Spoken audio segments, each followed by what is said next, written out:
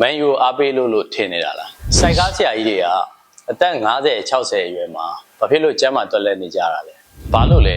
မန်ယူအားပေးလို့ထင်နေတာလားတကယ်တော့မဟုတ်ပါဘူးစိုက်ကားဆရာကြီးတွေရဲ့နေ့စဉ်ဘဝကကျွန်တော်တို့ရဲ့ခန္ဓာကိုယ်ရဲ့အကြီးမားဆုံးကြွက်သားတွေဖြစ်တဲ့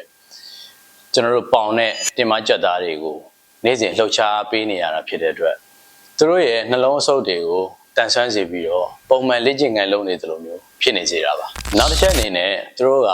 မနက်9နာရီ6ခွဲ9နာရီလောက်မှာထပြီးတော့မနက်ခင်း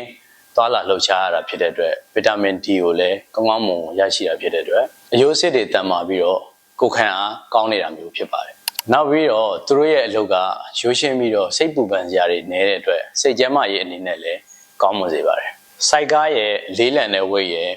နောက်ပြီးတော့လူတွေကိုတင်နေတာရဲ့ပစ္စည်းတွေတင်ပြီးတော့နင်းတာရဲ့ဖြစ်တဲ့အတွက်အလေးဝန်သုံးလေ့ကျင့်ခန်းလိုမျိုးဖြစ်နေပြီးတော့ကြွက်သားတွေကျန်းမာတန်ဆွမ်းလာဖို့အတွက်ထောက်ကူပြုနေတာမျိုးဖြစ်ပါတယ်နောက်ဆုံးအနေနဲ့မှတ်ချက်ပေးရမယ်ဆိုလို့ရှိရင်တချို့ကဒုနာခါနာနဲ့အသက်ရှူလမ်းကြောင်းဆိုင်ရာပြဿနာတွေရှိနိုင်နေပေမဲ့ပုံမှန်လှုပ်ရှားနေတဲ့လှုပ်ရှားမှုကအုံမင်းချင်းကိုနှိကွေးစေပါတယ်ဒီဗီဒီယိုလေးကနေ့စဉ်ဘဝမှာမိသားစုအတွက်လှုပ်ရှားရုန်းကန်နေရတဲ့စိုက်ကားဆရာကြီးတွေအတွက်အထောက်အကူပြုမယ်လို့မျှော်လင့်ပါတယ်